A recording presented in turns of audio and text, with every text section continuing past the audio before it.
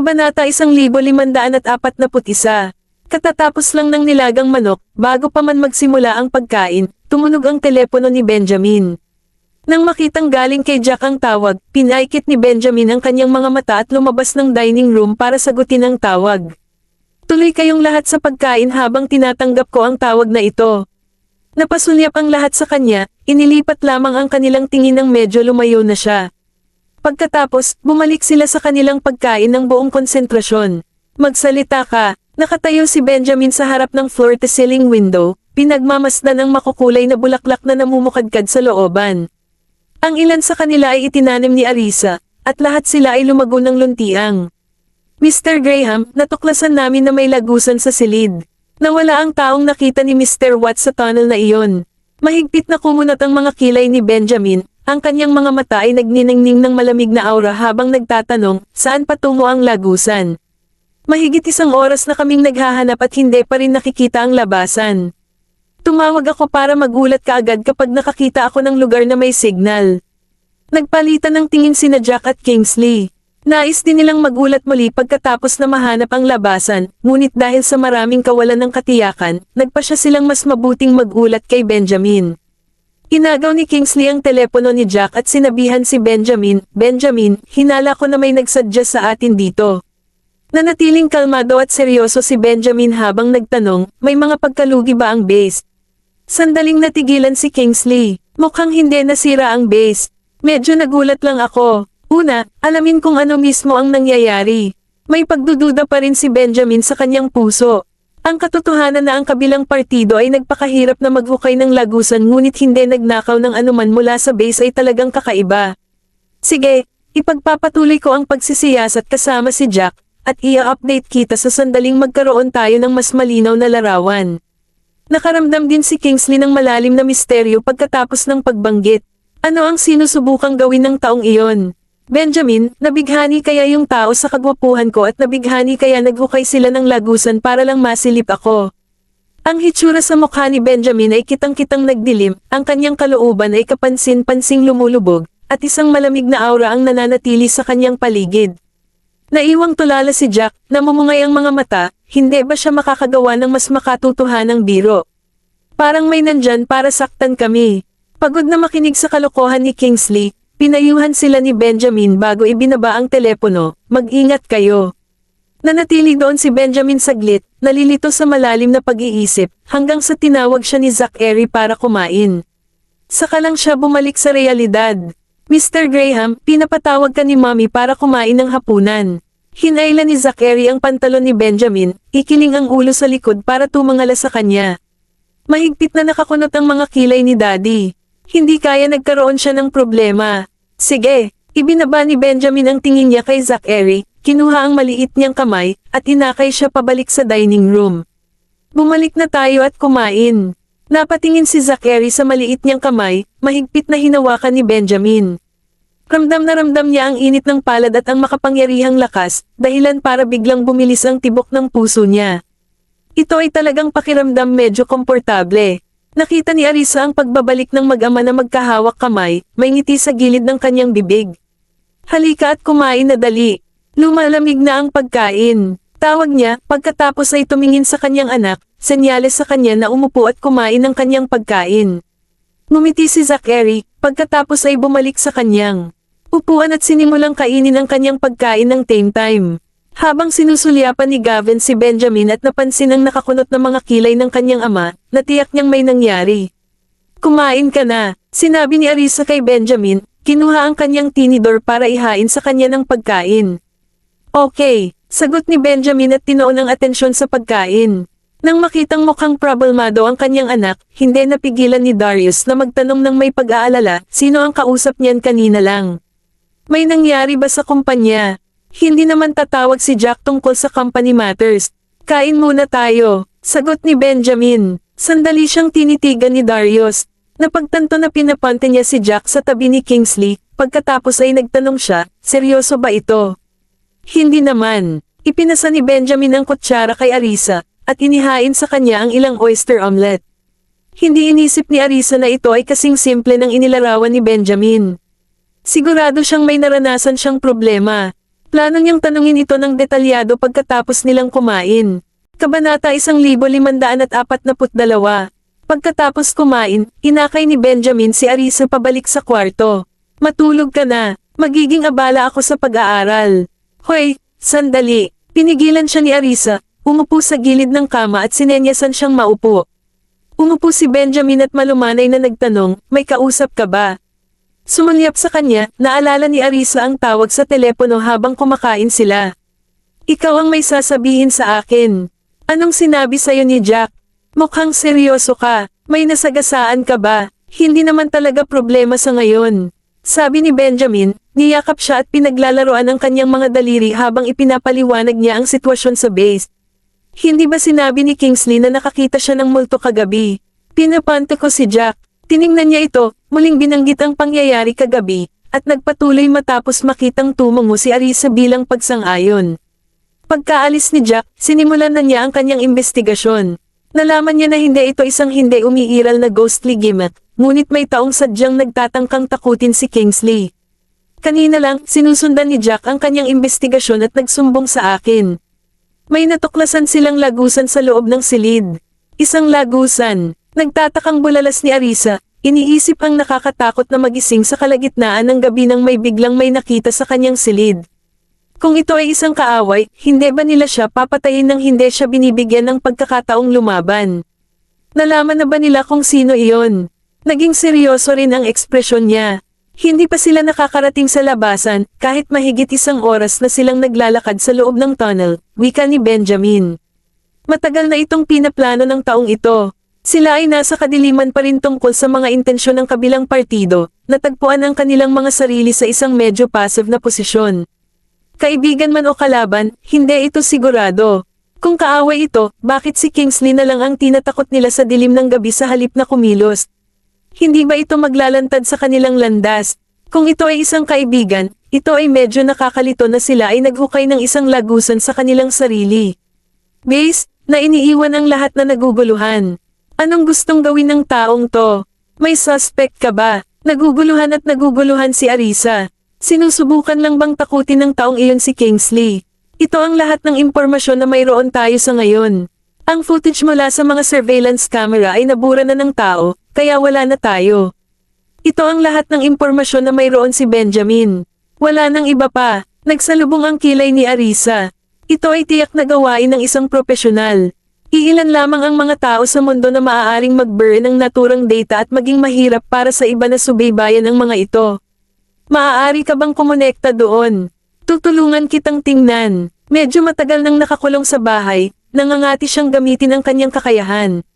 Nakilala ang kanyang nasa sabik na tingin at nakitang sabik na siyang subukan ito. Tumugon si Benjamin sa hindi gaanong prangka na paraan, maaari tayong kumonekta sa kabilang panig, ngunit ayaw kong mag-alala ka tungkol dito. Magsasagawa sila ng masusing pagsisiyasat. Napanguso si Arisa habang pinupukaw siya, hindi mo ba gustong mahuli ang salarin ng mas maaga? Bukod dito, ang taong ito ay walang pag-aalinlangan na isang propesyonal. Kung gusto ka nilang puntiryahin, mahuhuli ka, magdaranas ng malaking pagkalugi. Bilang teknikal na direktor ng kumpanya, mayroon akong autoridad na imbestigahan ang bagay na ito. Hindi ka makakahanap ng anumang mga pahiwatig kahit na sinubukan mo. Sagot naman ni Benjamin, tanging inikat ni Arisa ang mga mata sa kanya. Benjamin, kino-question mo ba ang aking kakayahan? Magiliw na hinalikan ni Benjamin ang kanyang noo, mabilis na tiniyak. Mahal, hindi ko kino-question ang iyong kakayahan. Kusa lang na may nakikialam sa data, at walang magawa. Hindi mo kailangang mag-alala, haharapin ko ng maayos ang bagay na ito. Panigurado, ipapaalam ko talaga sa iyo kapag kailangan ko ng tulong mo. Nananalig pa rin siya sa kakayahan ni na Jack at Kingsley. Kung sinabi nila na hindi ito maibabalik, hindi na ito maibabalik. Ilang beses na umungol si Arisa, napukaw ang kanyang curiosity. Marahil may iba pang mga palatandaan na hindi mo pa natutuklasan. Kailangan nating maghintay at tingnan kung paano umuusad ang kanilang investigasyon bago magpasya sa mga susunod na hakbang. Hindi gaanong napinsala ang base, kaya hindi na kailangang magmadali. Marahang tinapik ni Benjamin ang kanyang ulo. Nang mapansin niyang napuyat siya dahil sa bagay na ito, idinagdag niya, matulog ka na. May mga bagay akong aasikasuhin. Sinaman siya ng tingin ni Arisa. Hindi ako makatulog. Bahagyang tumawa si Benjamin, pinisil ang kanyang ilong nang magtanong, sasamahan ba kita? Kabanata 1543. Are you supposed to be busy? Sinulyapan siya ni Arisa, sadyang sinabing, kahit manatili ka sa akin, hindi pa rin ako makakatulog. Hindi ka makatulog, ngunit ang maliit na sanggol sa iyong tiyan ay kailangang magpahinga. Hinawakan siya ni Benjamin, nakapatong ang mga kamay nito sa bahagyang nakausli nitong tiyan. Medyo hindi nakaimik si Arisa. Matulog ka na. Umakyat si Benjamin sa kama, marahan siyang inihiga sa kanya. Ang kanyang mga galaw ay banayad, maingat na hindi siya magulat. Bumagsak si Arisa sa kanya, lumipat ng kaunti, at nagpalit ng posisyon. Hinayla ni Benjamin ang kumot, tinakpan silang dalawa, at hinawakan siya habang umiidlip sila sa hapon. Marahang dumampi ang baba nito sa pisngi niya. Nang makitang talagang balak niyang samahan siya sa kanyang afternoon nap, hindi na nagsalita pa si Arisa. Sumandal siya sa yakap nito, na hinayaang unti-unting pumalit ang antok. Bago pa matahimik ang sandali ng kapayapaan, tumunog ang telepono ni Benjamin. Mangulong siya ng paumanhin sa tenga niya, sorry. Sumulyap si Arisa sa kanya pero hindi gumagalaw. Nagpatuloy siya sa paghiga sa mga bisig nito dahil hindi pa rin ito bumangon. Inilabas ni Benjamin ang kanyang telepono mula sa kanyang bulsa at sinilip ang papasok na tawag. Ito ay mula sa Deputy CEO. Pinindot niya ang answer button. Magsalita ka. Itinaas ni Arisa ang kanyang tenga para pakinggan ang tawag nito sa telepono. Mula sa kabilang dulo, mahina niyang narinig ang boses ng Deputy CEO. Mr. Graham, ang temporary operations meeting ay magsisimula sa 1. Nasuri mo na ba ang mga paksang ipinadala ko sa iyong email? Meron. Magpatuloy ayon sa mga paksang iyon. Nilipaso na sila ni Benjamin sa kanyang pagbabalik mula sa hapunan, at wala siyang pagtutol. Very well. Hihintayin ka namin. Magalang na sagot ng Deputy CEO. Pumunta ka sa meeting. Binigyan ni Arisa ng mahinang pagtulak ang lalaking nasa tabi niya, na nagsasalita sa kanya sa pananahimik na tono. Maraming mahahalagang desisyon sa loob ng kumpanya ang nangangailangan ng pag-aproba ni Benjamin. Bilang boss, ang kanyang presensya ay kailangang-kailangan, lalo na para sa mga impromptu na pagpupulong.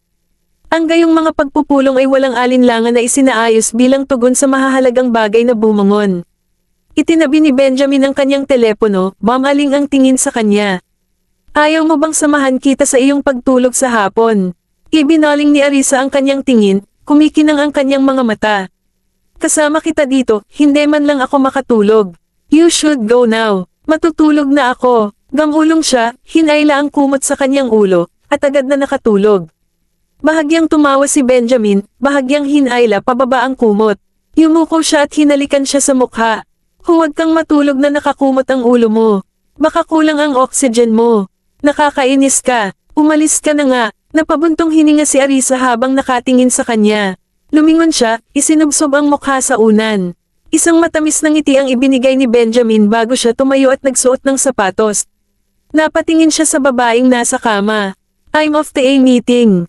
Continue sleeping. Natigilan si Arisa. Nang marinig ang tunog ng mga yabag, iminulat niya ang kanyang mga mata, pinagmamasdan ang gwapong silhouette ng lalaki hanggang sa lumabas si Benjamin sa silid. Sa sandaling isasara na niya ang pinto ay dali-dali itong pumikit muli. Marahang isinara ang pinto. Muli niyang iminulat ang kanyang mga mata, inilibot niya ang paningin sa buong silid. Pagkaraan ng ilang segundo, umupo siya sa kama at inabot ang telepono sa bedside table. Pagkatapos ay tinawagan niya si Kingsley sa telepono. Marahil dahil sa mahinang signal, patuloy na naputol ang linya sa loob at labas. Kahit na sa huli ay tumigil ang pagring, walang sumagot.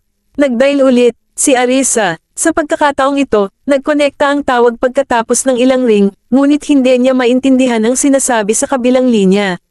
Masyadong mahina ang signal. Manam. Hi, ikaw. Ako. Kingsley, naririnig mo ba ako?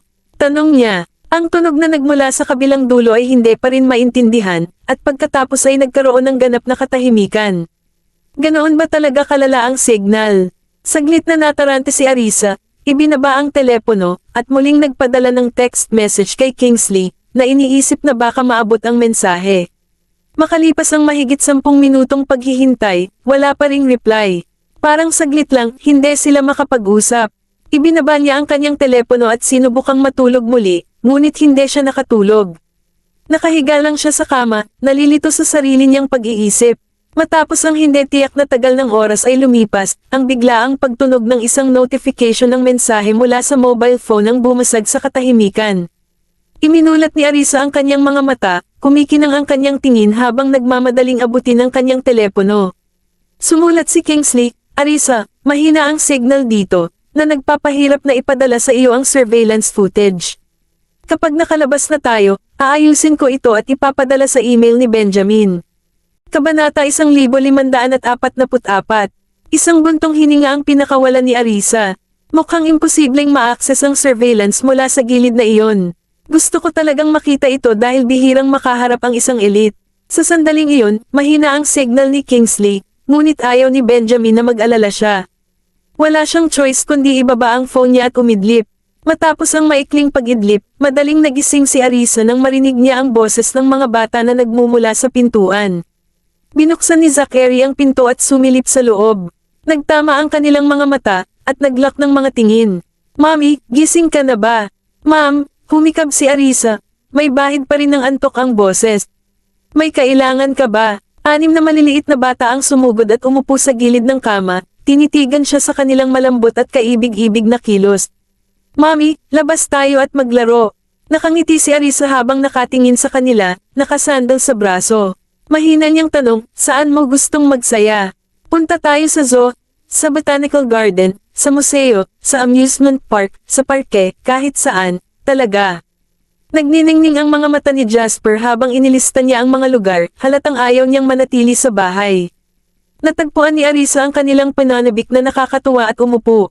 "Kapag nakapagpasya ka na kung saan pupunta, sabihin mo sa akin.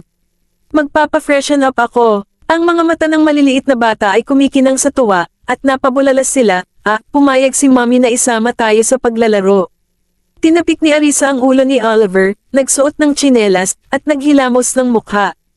Nagsimulang mag-usap ang maliliit na bata, bulungan at bulungan, na lumikha ng isang masiglang eksena. "Punta tayo sa museum. Mas tahimik doon, which is good for the baby in mommy's belly. It'll be a good prenatal education." Mungkahi ni Zachary na nakatingin sa mga kapatid. "Mukhang boring yan, hindi ba? Naniniwala ako na ang pagpunta sa amusement park ay magiging mas masaya, masigla, at kapana-panabik," sabi ni Jasper. Sabi ni Oliver, "Pumunta tayo sa botanical garden. Tamang-tama ang season na ito para sa mga outdoor stroll. Gusto kong pumunta sa zoo para makita ang mga panda." Napukaw agad ang atensyon ng mga kuya niya sa sinabi ni Jesse. Sinabi ni Gavin, "Magandang ideya ang pagpunta sa zoo. Mayroon din itong mga halaman, na ginagawa itong mas magandang lugar para sa pagpapahinga." "Pumapayag din akong pumunta sa zoo." Humingi ng tawad si Timothy kay Zachary, Oliver, at Jasper. Napatingin sa kanila sina Zachary, Oliver, at Jasper. Alam na alam nila ang hilig nilang maging overprotective sa kanilang nakababatang kapatid na babae. "Both of you are overprotective brothers. Enough already. Nalampasan na ng 30 boto ang single vote natin." Reklamo ni Jasper, umiling-iling sa galit. "Kung ano man ang piliin ni Jesse, sabayan niyo na lang." Humadjajek si Jesse, nanlilisik ang mga mata sa tuwa. Ang kanyang maliit na bibig ay bamuka ng malawak, na inihayag ang kanyang bagong sibol na mga ngipin, isang lubos na kaibig-ibig na tanawin. Kinurot ni Jasper ang pisngi niya.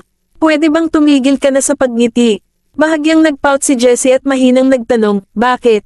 "Kasi kapag ngumiti ka, hindi namin mapigilan." "No acting cute," binalaan siya ni Jasper. Sina Gavin, Timothy, at Oliver ay tumingin sa kaibig-ibig na batang babae at tumawa ng may pagmamahal. "So we're going to the zoo. We should prepare some masks. Medyo mabaho yung zoo, and I'm worried baka maabala si Mommy. Mas magandang magmask," paalala ni Zachary sa kanila. "Bilasan na natin at hanapin sila kung ganoon. I wonder if we have enough masks." Naunang tumakbo palabas si Oliver at bumalik sa kanilang kwarto para maghanap ng mga maskara. Kumuha ka rin ng sombrero. Sinundan sila ni Jesse palabas. Nagpalitan ng tingin si Gavin at ang iba, saka nagmamadaling bumalik sa kani-kanilang kwarto para ihanda ang kanilang mga gamit. "Kailangan nating maghanda ng pagkain. Magugutom si Mommy. At huwag kalimutang magdala ng tubig." Matapos mag-freshen up ni Arisa, lumabas siya ng kwarto at nakitang wala itong laman.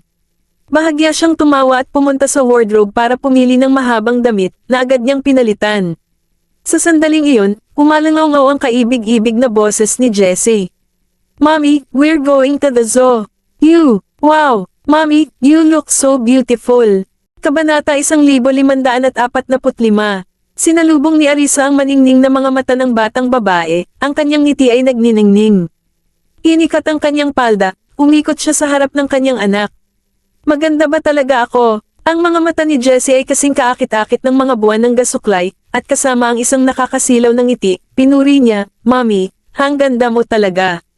Hindi lamang ikaw ay natural na napakarilag, ngunit ang iyong kasuotan ay napakaganda rin. Sigurado akong magaganyak ka ng buong pulutong ng mga gwapong lalaki kapag lumabas ka. Napahawak si Arisa sa pagitan ng pagtawa at pagluha. Hindi namin maaaring hayaang marinig ito ng isang tao. Sabi niya, nasa akin na ang daddy mo. Bakit ako mabibighani sa mga gwapong lalaki? Ikaw na bastos, palagi akong inaasar. I'm certainly not teasing, Mommy. You are truly beautiful. The most beautiful woman in the world. Tumingin sa kanya si Jessie na may kumikinang na mga mata, isang mukha na puno ng paghanga, hindi maalis ang kanyang tingin. Wow! Umalangaw sa entrance ang nagtatakang boses ni Oliver. Sumunod sa kanya sina Gavin, Timothy, Zachary, at Jasper, na curious na sumiksik. Nang makita nila si Arisa, nanlaki ang mga mata nilang lahat, napasigaw sa gulat. Mommy, ang ganda mo! Napakaganda ni Mommy! Medyo nahiya si Arisa sa tuloy-tuloy na papuri nila. Do you all have to be so exaggerated? It's not the first time na nakita mo akong nakasuot ng ganito. Nagpalit lang ako ng ibang damit. Si Mommy ang pinakamaganda. Naningkit ang mga mata ni Timothy sa kakatawa. Walang kapantay ang paghanga niya kay Arisa. Tinapik ni Arisa ang kanyang ilong, sinulyapan ang kanyang mga kapatid, at nagtanong, handa na ba kayong lahat? Mommy, we're ready, sagot ni Gavin sa kanya. Nang makitang walang suot na sombrero si Arisa, pumunta siya sa cloakroom para kumuha ng isa para sa kanya sabay sabing, Mommy, you need to wear a hat. Medyo maaraw sa labas. Mommy, nasa amin na lahat. Tubig. Tinapay. Nasa bag ko lahat. Tinapik ni Jasper ang kanyang mamahaling bag. Sinabihan si Arisa, Mommy, kung nauuhaw ka o nagugutom, sabihin mo lang sa akin.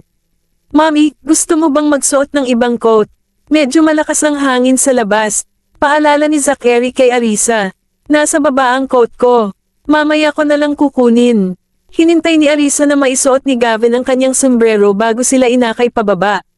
Alam ba ng daddy mo na lalabas tayo para maglaro? Tanong ni Arisa sa mga bata. Ang mga maliliit ay nakabihis na at handa nang umalis, ang kanilang sariling mga sun hat ay nakapatong sa kanilang mga ulo, mukhang hindi kapani-pani walang kaibig-ibig. I have no idea. Don't tell him. Mas maganda kung tayo na lang. Sumenya si Zachary na bahagyang kumulo ang lobby. Sinadya niyang itago ito kay Benjamin. Nakangiting sinulyapan ni Arisa ang mga maliliit. Kung hindi natin sasabihin sa kanya, mag-aalala ang daddy mo sa atin. Tumingin si Zachary kay Arisa at nagtanong, paano kung tumanggi siyang lumabas tayo at maglaro? Tumawa si Arisa, kumikinang ang mga mata. Pupunta ako at sasabihin sa kanya. Ihahatid ko talaga kayo sa labas para maglaro. Natuwa ang mga maliliit. Pinuna sila ni Arisa sa kotse, at tumungo siya sa study para ipaalam kay Benjamin. Gayunpaman, bago siya makarating sa pag-aaral, nakita niya ang isang Ginoo na lumalabas. Nang makita ni Benjamin na nakabihis na ito para lumabas, nagliwanag ang mga mata nito. Naghahanda ka na bang umalis? Ilang ulit na tumawa ng mahina si Arisa, humakbang pasulong. Nakaugalian siyang hinayla ni Benjamin sa kanyang yakap, bumaba ang tingin nito sa magandang mukha nito. Parang itlog na binalatan, flawless ang balat niya. Hindi napigilan ni Benjamin, inabot niya at marahang hinaplos ang pisngi niya.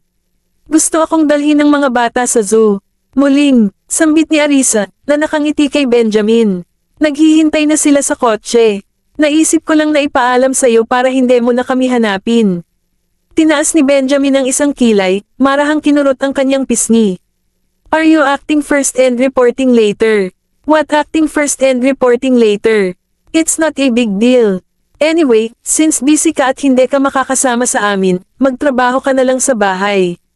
We're going out to have fun. Sabi ni Arisa na may pilyong ngisi, akmang aalis na. Hinawakan siya ni Benjamin, ibinaba ang ulo hanggang sa dumampi ang noo nito sa noo niya. Sinong nagsabing hindi ako sasama sa'yo? Hintayin mo ako, magpapalit ako ng damit. Nanlaki ang mata ni Arisa. Pupunta ka rin. Binitawan siya ni Benjamin, umakyat sa itaas para magpalit ng damit. Nawala nang masabi si Arisa. Kabanata 1546. Umalis si Arisa at pumasok sa sasakyan, dahilan para maging excited ang mga bata. Nagtanong si Oliver, "Mommy, are we leaving now?" "Hinihintay ang daddy mo." Sinulyapan sila ni Arisa, nagpapahiwatig na kailangan nila siyang hintayin. Gulat na napatingin sa kanya ang 6 na bata. Halatang galit ang dalaga. "Sasama rin ba sa atin si Mr. Graham sa zoo?" Mapaglarong pinisil ni Arisa ang ilong ng batang babae at tumawa ng sumagot, "Oo, pupunta si daddy at makipaglaro sa atin." Bahagyang pumulupot si Gavin sa lobby at mamulong sa ilalim ng kanyang hininga. "I knew it. Either hindi niya tayo papayagang lumabas, o kailangan niyang sumama sa atin." Napakunot din ng lobby si Zachary, hindi nagulat. Pinagmasdan ni Arisa ang mga nakakainis na ekspresyon nila at hindi niya alam kung matatawa o maiyak. Hindi kaya madudurog ang puso ni Benjamin kapag nakita niya ito. "Ayaw mo ba talagang sumama si daddy?" Nakakatuwa niyang pinagmamasdan ang mga bata. Gustong-gusto ng ibang mga bata na makipaglaro sa kanila ang kanilang ama, ngunit ang kanya ay tila mapili. "He's not welcome. Kung susundin niya tayo, susubukan ka lang niyang monopolize, Mommy." Kumapit si Jessie sa braso niya, nakapaut ang maliit niyang bibig. Bahagyang tumawa si Arisa, marahang hinaplos ang buhok ng batang babae. She soothingly coved, "Hindi niya ako mamanopolize. I will always be there with you. Mommy, you have to always be with US.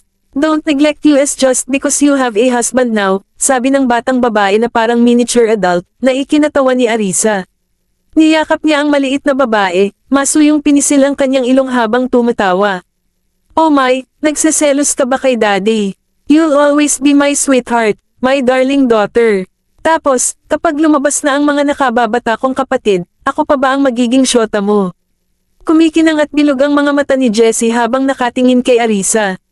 Nagradiated siya ng isang makinang na liwanag na naging dahilan upang hindi siya makatingin sa malayo. "Siyempre, palagi kang magiging syota." Niyakap ni Arisa ang kanyang maliit na babae at binigyan siya ng halik. Pagkatapos ay bumaling siya sa kanyang 5 anak na lalaki at idinagdag, "Kayong mga lalaki ay ang aking pinakamamahal na mga anak na lalaki." Napangiti sina Gavin, Timothy, Oliver, Jasper, at Zachary. "Salamat, Mommy. Mommy, pag ganyan ang sinabi mo, magsiselos ang kapatid sa tiyan mo." Pang-aasar sa kanya ni Jasper sabay sulyap sa tiyan niya. Napangiti si Arisa, "Sila rin ang mga syota ko. Lahat kayo. Mommy, hayaan mong itirintes ko ang iyong buhok para sa iyo." Hinawakan ng maliliit na kamay ni Jessie ang mahaba niyang buhok, at hindi niya maiwasang paglaruan ulit ito.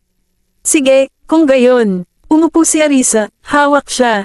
Samantala, hindi pa bumababa si Benjamin, kaya hinayaan niyang tulungan siya ng batang babae na itrintes ang kanyang buhok. Bahagyang inilipat ni Arisa ang kanyang posisyon sa upuan, pinayagan si Jessie na lumipat sa kanyang likuran, na naging mas madali para sa maliit na batang babae na lumipat sa paligid. Madalas na pinaglaruan ni Jessie ang kanyang buhok, na mahusay na hinahati ito. Ang maliliit niyang kamay ay parang sukle, dahan-daang ginulo ang buhok niya bago niya sinimulang itrintes. "Mommy, masakit ba?" tanong niya. "Hindi masakit." Tiniyak ni Arisa ang maliit na batang babae, tutok ang tingin niya sa pintuan. Walang magawa sina Gavin, Timothy, Zachary, Oliver, at Jasper, kaya umupo sila at pinagmamasdan ang mag-ina. Tanong ni Oliver, "Hindi pa bababa si Mr. Graham?" Tumango si Jasper, masyadong mabagal sa pagkilos. Nabawas ang mga puntos, humalaklak si Timothy. "Kung ibawas mo pa, walang paraan na papasa siya." Gavin stated, "He had it coming." Sabi ni Zachary, "Exactly. Tim, huwag kang magpalinlang sa kanyang hitsura. Kahit na napansin namin na ang pinaka-priority niya ay ang pagmamahal niya kay Mommy, hindi niya dapat pabayaan ang mga bagay namin." Hindi napigilan ni Arisa ang mapangiti habang nakikinig sa usapan ng mga bata. Lumitaw si Benjamin. Nagpalit ang lalaki ng isang set ng sportswear, nakalugay ang kanyang buhok, mukhang mas bata kaysa karaniwan. Siya ay gwapo at kaakit-akit, parang isang estudyante sa universidad. Namilog ang mga mata ni Arisa habang pinagmamasdan ng lalaking humahakbang patungo sa kanila. Ang pintig ng kanyang puso ay tila sumasabay sa kanyang mga yapek, bawat kabog ay dumadapo sa kanyang dibdib habang ang kanyang puso ay tumibok. Lumapit si Benjamin sa pintuan ng kotse at napansin niyang lahat ng upuan sa loob ay kinuha na ng mga bata, dahilan para itinaas niya ang isang kilay. Yumuko upang salubungin ang mga tingin ni Arisa, marahan niyang tinanong, saan ako uupo? Kabanata 1547. Mangyaring umupo dito. Itinarintes ni Jessie ang buhok ko. Nakangiting sagot ni Arisa, na umabot sa likod upang kunin ang hindi natapos na tirintas nilinggan niya ang batang babae at sinabing, Sweetheart, lumipat ka ng kaunti. Pinagmasdan ni Benjamin ang mag-ina na mag-asawang nag-aayos ng kanilang mga sarili, na nagbigay ng espasyo para sa kanya. Nang magkaroon na siya ng upuan saka lang siya pumasok sa kotse, na casual na isinara ang pinto sa likuran niya. Bangaling kay Arisa, tinanong niya, aalis na ba tayo, o maghintay tayo hanggang sa matapos mong itrintes ang iyong buhok? Tara na, tugon ni Arisa, saka kaagad na inutusan ang driver, Peter, paandarin mo na ang sasakyan. Naiintindihan, Mrs. Graham, Mr. Graham, mga bata, Miss Jessie, mangyaring umupo. Pinaalalahanan sila ni Peter bago niya pinaandar ang kotse, huminto sa tirahan ng Graham at nagtungo sa zoo. Ang batang babae ay nakatayo sa likod ni Arisa, patuloy na tinirintes ang kanyang buhok. Bahagyang umupo si Arisa sa unahan, inilagay ang maliit na babae sa pagitan ng kanyang sarili at ng upuan, na medyo matatag. Ang batang babae ay masayang nagtitirintes, sinulyapan ni Benjamin ang nakatutok na ekspresyon ng kanyang anak, ang kanyang mga labi. Bahagyang kumukulot, Jessie, sabi niya, medyo maganda yung braid na ginawa mo para kay mommy. Madalas mo bang itirintes ang buhok niya? Siyempre, mayabang na tugon ng batang babae, hindi man lang itinaas ang kanyang ulo para sumulyap kay Benjamin habang siya ay magaling na magtirintes. Pagkaraan ng ilang sandali ay napansin ni Benjamin na hindi pa tapos ang pagtirintes ni Arisa sa kanyang buhok sa tagiliran. Inabot niya ito at marahang hinawakan. I'll help you with this. Susugod na sana siya pero tinulak siya ng batang babae. Hindi ko kailangan ng tulong mo. Ihahanda ko na ito para kay mommy nang wala sa oras. Bawal kang pumalit. Nanlaki ang mata ng batang babae, tinitigan si Benjamin. Medyo nangingibabaw ang ekspresyon niya. Tumaas ang isang kilay ni Benjamin, marahan niyang sinusuyo, sige. Hindi ako makikipagkompetensya sa iyo. Take your time, Bredang. Don't hurt your mommy. I would never be so careless as to hurt mommy. Hindi mo nga dapat ako kinakausap eh. Ang maliit na batang babae retorted. Hindi napigilan ni Arisa na matawa. Ang maliit na batang babae ay medyo nangingibabaw kapag gusto niyang maging at talagang mahirap pasayahin. Sina Gavin, Timothy, Zachary, Oliver, at Jasper ay nasa gilid, pinapanood ang eksena. Natapos na ni Jessie ang tirintas sa isang gilid ng buhok ni Arisa, sinigurado ito ng mahigpit gamit ang isang hairpin bago lumipat sa kabilang tirintas. Mommy, you look really beautiful like this. Sabi ni Jasper na kumikislap ang mga mata sa sarap habang nakatingin kay Arisa, hindi man lang kumukurap. Sinulyapan ni Arisa ang mga maliliit. Ganito din ang buhok ko dati. Mommy, ang tagal na nating hindi nakikitang ganito. I don't think Gavin and Tim have ever seen it. Oliver chuckled as he reminded her, after returning to our country, Mommy always sports a neat and tidy hairstyle. She looks every bit the powerful woman she is. Mommy, you look so much younger like this. Madali kang mapagkamalang kapatid ko kapag magkasama tayo. Nabihag din si Gavin habang nakatingin kay Arisa. Talagang hindi pa nila nakita ni Tim si Arisa na nakasuot ng ganito. Talaga, maganda at bata si Mommy. Tumango si Timothy bilang pagsang-ayon, puno ng saya ang mukha. Napuno din ng saya si Arisa. Ang papuri ng kanyang mga anak ay tiyak na nagpasigla sa kanyang espiritu.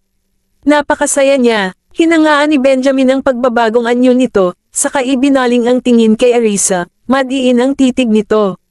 Napakapang-akit mo, habang sinasalubong ni Arisa ang mga mata ng lalaki na puno ng malalim at nakatagong ngiti, isang pamumula ang nagsimulang gumapang sa kanyang mga pisngi. Sumili siya ng isang nahihiyang ngiti at nagbiro, hindi ba ako mukhang isang tagabayan?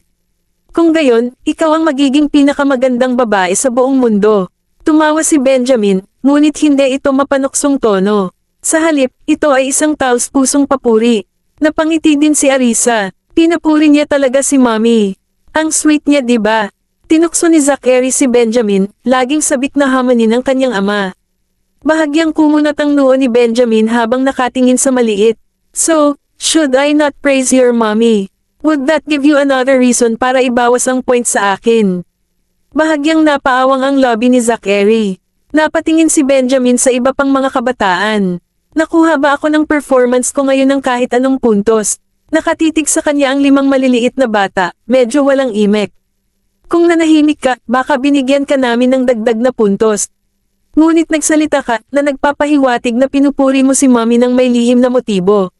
Maswerte ka na hindi kami nagbawas ng mga puntos, huwag mag-isip na bigyan ka ng dagdag. Tumawa si Gavin, walang paggalang kay Benjamin. Humadjadjak si Arisa habang pinagmamasdan ang pagbagsak ng gwapong mukha ng lalaki. Tila isang hamon para sa kanya ang pagpasa sa pagsusulit. Kabanata 1548. Pinaikit ni Benjamin ang matalim niyang mga mata, tinoon ang atensyon sa ekspresyon ng schadenfreude ni Arisa. Inabot niya at mapaglarong kinurot ang pisngi niya. Pinandilatan siya ni Arisa, nakaramdam ng hiya at inis. Kinurot niya talaga siya. Sinadya niyang sabihin sa mga bata, mga syota ko, ibawas ninyo ang puntos sa kanya. Kinurot lang niya ako. Mommy, ilang points lang dapat kong ibawas? Tanong ni Oliver, na inilabas ang financial ledger na lagi niyang dala. May problemadong ekspresyon, nagmamadaling sinubukang pakalmeyan ni Benjamin si Arisa. Pwede bang bawiin mo ang mga ibinawas mong puntos? Please, no more deductions. Kailan pa ako papasa kung patuloy mong ginagawa ito? Kasalukuyang nasa negatibo ang kanyang marka, pabayaan ang pagpasa. Mahirap pa nga itong maging positibo. Ang mga mata ni Arisa ay kumikinang na parang isang kumikinang na pool na nagliliwanag ng malikot na liwanag. Tumingin siya sa kanya at sinabing, mukhang nag-e-enjoy kang kurutin ako ngayon, di ba? Pero nakalimutan mo na. Huwag mo na akong parusahan, honey. Nagkamali ako. Hindi kita dapat kinurot. Hahayaan kitang kurutin pabalik. Dahil doon ay inilapit ni Benjamin ang kanyang gwapong mukha na halos halikan na siya. Ang kanyang hininga ay nag-spray sa kanyang mukha, na puno ng malakas na halo ng mga pheromones. Tinulak siya ni Arisa palayo. Hindi mo na ba ako kinokandena? Maingat na tanong ni Benjamin sa kanya. Ang lalaking minsang nag-uutos ng paggalang sa mundo ng negosyo ay ngayon ay mapagpakumbabang isinusuko ang sarili sa harap niya. Nang makita ni Arisa ang kanyang kilos ay hindi napigil ang matawa. Kung isa sa alang-alang ang iyong paghingi ng tawad, hindi ko babawasan ang mga puntos. Kinagat ni Oliver ang kanyang labi at tinukso si Arisa, Mommy, hindi ka ba masyadong maluwag? Sinulyapan ni Arisa ang maliit at tumawa. Kabawas man ng puntos o hindi, pare-pareho lang. Salamat, honey. Inabot ni Benjamin at marahang hinawakan ang kamay ni Arisa. Maislan itong hinawakan. Tumingin si Arisa sa kanya, sinalubong ang mga mata ng lalaki na puno ng malalim at mapaglarong ngiti. Ibinalik niya ang ngiti at sinabing, You're welcome. Keep it up, Mr. Graham. Salubong sa kanyang mapanuksong titig, si Benjamin ay awkward na umubo. Nagsusumikap akong umunlad. Humalaklak si Arisa at ibinaling ang tingin sa mga bata. Ang mga maliliit na bata ay sabik na nanunood sa kanila. Nang mapansin nilang nakatingin siya, mabilis silang lumingon, kunwari hinahangaan ang tanawin sa labas ng bintana, at nagsimulang magkwentuhan. Sabi ni Jasper, Gavin, alam mo ba kung saan ito? Ang daming binibini dito. Sagot ni Gavin, hindi ko alam. Hindi pa ako nakapunta dito. Hindi nakaimik si Arisa. Sa sandaling ito, ang maliit na batang babae, na nakasandal sa kanyang balikat, ay yumuko upang sabihin sa kanya, Mommy, tinirintes ko ang iyong buhok para sa iyo. Lumingon si Arisa para tingnan ang maliit na babae, sinalubong ang matamis na mukha ng kanyang anak, ang kanyang mga mata ay nakakurbo sa isang ngiti. Bumalik siya, hinayla ang maliit na babae sa kanyang mga bisig, at binigyan siya ng ilang halik. Nakakamangha ka, sweetheart. Salamat, Jessie. Tihi. Hindi napigilan ni Jessie ang paghadjadjak habang hinahalikan siya. Mommy, nakakakiliti yan. Pinagpatuloy ni Arisa ang mapaglarong pagkislot sa batang babae, na naging sanhi ng pagtawa nito. Maya-maya, tinulungan niya ang batang babae na makaupo ng maayos. Mommy, tignan mo, na-braid ko ba sila ng maayos? Itinaas ni Jessie ang kanyang dalawang tirentas gamit ang kanyang maliliit na kamay, ang kanyang mga mata ay kumikinang, ang kanyang mukha ay puno ng pag-asa para sa papuri. Ibinaba ni Arisa ang kanyang tingin, may ngiti sa gilid ng kanyang bibig. Ang ganda, sabi niya, ang mga Braids na ginawa mo ay mas maganda kaysa sa akin. Niyakap ni Arisa ang batang babae at hinalikan ang mabilog nitong pisngi. Jessie, pang-ayat ka ba kamakailan? Napakurap si Jessie. Hindi naman. Agad na napalingon sina Gavin, Zachary, Timothy, Oliver, at Jasper, ang 5 magkakapatid. Sabi ni Jasper, Mommy, I think she also lost weight, but she wouldn't believe me when I told her. Sinulyapan ni Arisa ang kanyang mga anak, pagkatapos ay ibinaba ang kanyang tingin sa maliit na batang babae sa kanyang mga bisig, pinisil ang kanyang ilong. Sweetheart, hindi ka ba kumakain ng maayos sa school? Mommy, mapili si Jessie sa pagkain niya. Sinabi ni Zachary kay Arisa, na napansin na talagang pamayat ang kanyang nakababatang kapatid na babae kamakailan. Tinitigan ni Arisa si Jessie, at nakaramdam ng hiya ang batang babae at nagpout. Sanay na ako sa mga pagkain na inihanda ng kasambahay natin. Hindi naman kasing sarap ang pagkain sa school. Tumingin si Benjamin sa kanyang anak, mahinang nagsasalita. Bakit hindi mo ito binanggit noon? Bukas, pupuntahan ko si Mr. Whitley sa iyong paaralan at maghanda ng pagkain para sa inyong lahat. Kabanata 1549. Stop spoiling her. You even have Edwin follow her to make her meals. Ano ang gagawin niya kapag nag-aral siya sa ibang lugar? Isasama niya ba si Edwin? Sinalungat ni Arisa si Benjamin, hindi sumasang-ayon sa kanyang mga aksyon at iginiit na ang mga meslan na gawi sa pagkain ng batang babae ay kailangang itama. Si Jessie ay nag-aaral sa Delmore. Hindi na niya kailangan pang pumunta sa ibang lugar. Ayaw ni Benjamin na magutom ang kanyang anak, kaya hindi mahirap na isama ang chef ng kanilang pamilya.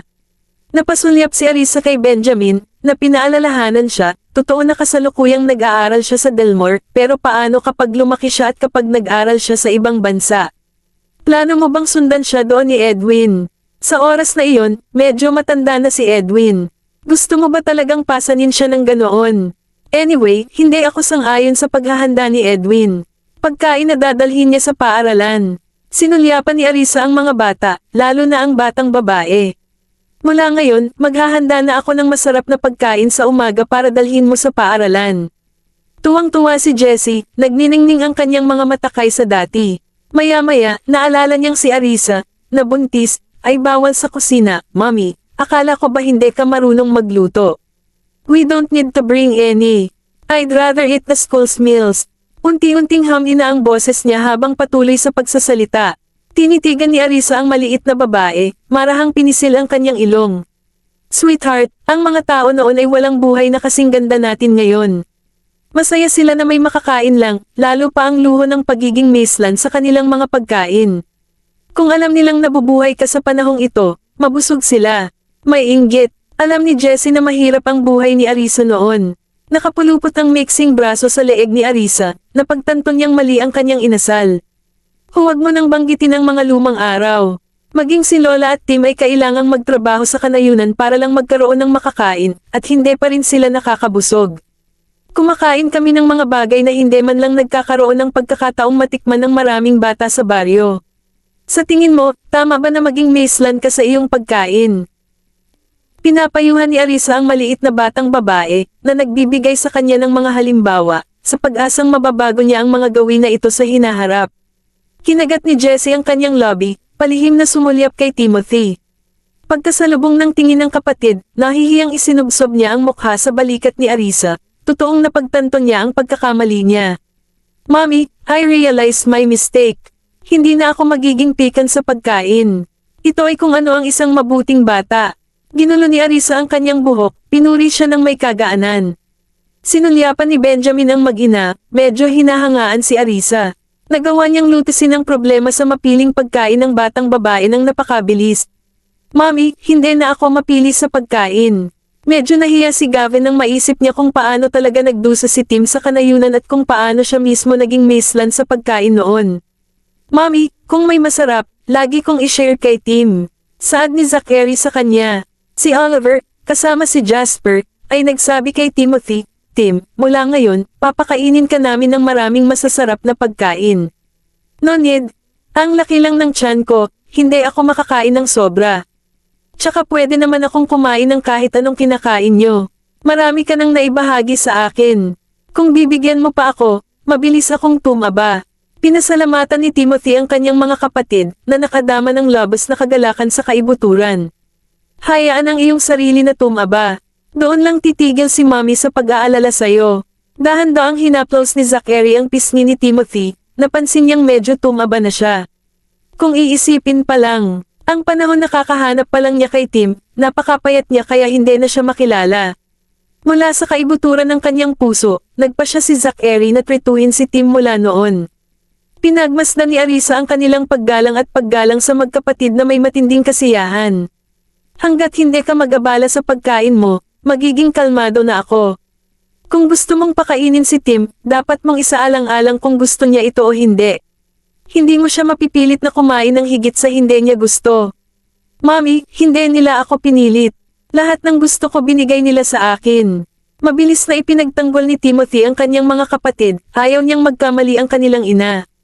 Magiliw na tinapik ni Arisa ang ulo ng maliit, na nakangiti habang sinasabi, alam ko. Basta masaya kayo, iyon lang ang mahalaga. Jessie, halika maupo ka dito sa tabi ko. Huwag kang maupo sa kandangga ng mami mo. Nilalapin mo siya. Marahang hinaplos ni Benjamin ang buhok ng batang babae, tinawag siya. Ang maliit na batang babae ay tumalikod sa kanyang ulo at kumapit kay Arisa ng ilang sandali bago siya tuluyang gumapang upang umupo kasama ang kanyang mga kapatid. Napatingin si Arisa sa kilos ng kanyang anak, pagkatapos ay sa walang magawang ekspresyon ni Benjamin, at hindi napigil ang tumawa. Bakit parang ayaw ni Jessie kay Benjamin? Kabanata 1550. Pagdating sa zoo, hindi napigilan ng 6 na bata ang kanilang excitement at nauna silang lumabas ng sasakyan. Kahit kanina pa nagdadalawang isip si Zachary sa pagpunta rito, sa mga sandaling ito, hindi niya maiwasang ipahayag ang kanyang pagmamahal sa mga hayop. Napatingin si Jasper sa mga kapatid. Tingnan natin ang mga baby panda. Okay, talagang mahal ko ang mga baby panda. Napaawang ang bibig ni Jessie sa malawak ng ngiti, nanlilisik ang mga mata sa sarap. Ay nalalaya ni Benjamin si Arisa palabas ng sasakyan. Inihanda na ng bodyguard ang wheelchair at itinabi. Umupo ka sa wheelchair. Itulak kita. Okay. Tumango si Arisa, umupo sa wheelchair sa tulong ni Benjamin. Bilasan mo bumili ng tiket. Nakapila na ang mga bata dyan. Naiwan na sila ng maliliit na bata, nagmamadaling umalis para sumali sa linya sa window ng tiket. Buti na lang at hindi weekend kaya hindi masyadong mahaba ang pila. Pumunta ka at bumili ng mga tiket. Itinuro ni Benjamin, binabantayan siya habang direktang inuutusan ang mga bodyguard na bantayan ang mga bata. Tumangala si Arisa sa kanya, medyo hindi nakapagsalita, at nagpakawala ng buntong hininga. Hindi ba marunong kumilos ang lalaking ito sa harap ng mga bata? Nang makasalubong ang kanyang tingin, itinaas ni Benjamin ang isang kilay na nagtatanong, ano ang mali? Benjamin, you need to spend more time with the children. Doon lang sila lalapit sa'yo. Since inilabas namin sila para maglaro, siguradong gusto mong palalimin ang bonding mo sa kanila. Kahit maliit na bagay lang ang pagbili ng tiket, hinding-hindi mapapalitan ng bodyguard ang posisyon mo bilang ama nila. Yung feeling na sinasamahan mo sila sa iba talaga ang linya ng tiket sa bodyguard na gumagawa nito. Walang magawa si Arisa kundi ang sunduin siya. Umaasa pa rin na lalapit si Benjamin sa mga anak para punan ang bakante sa kanilang mga puso kung saan dapat naroon ang kanilang ama. Malinaw ang pagsasalita niya kaya naintindihan ni Benjamin. Ginulong niya ang buhok niya. Then let me push you over there. At sabay tayong pumila. Tumawa si Arisa, walang pagtutol. Kung tutusin, naka-wheelchair siya, kaya walang pinagkaiba kung nasaan siya. Marahan siyang ginabayan ni Benjamin patungo sa mga bata. Nang makita ito, mataktikang lumipat sa likuran nila ang bodyguard, na nagpapahintulot kay Benjamin na makalapit pa sa maliliit na bata. Napasulyap ang 6 na bata kay Benjamin, tapos kay Arisa. Sabi ni Zachary kay Arisa, Mommy, you don't need to stand in line. We can just buy the tickets. Napangiti si Arisa habang sinasabi sa anak, I've promised to take you out to play, so of course, I will be the one to pay for all of you. Ang mga mata ng mga bata ay kumikinang sa tuwa.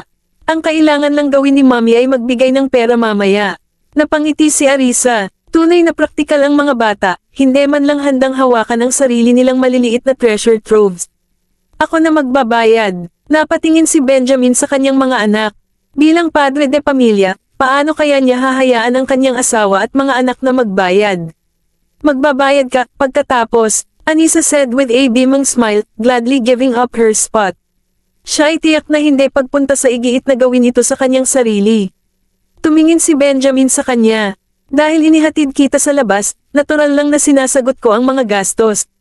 Nilhinggan niya ang mga bata at sinabing, kung ano ang gusto ninyong kainin, bilhin natin lahat. May isang maliit na supermarket sa pasukan, na puno ng lahat mula sa tubig hanggang sa merienda.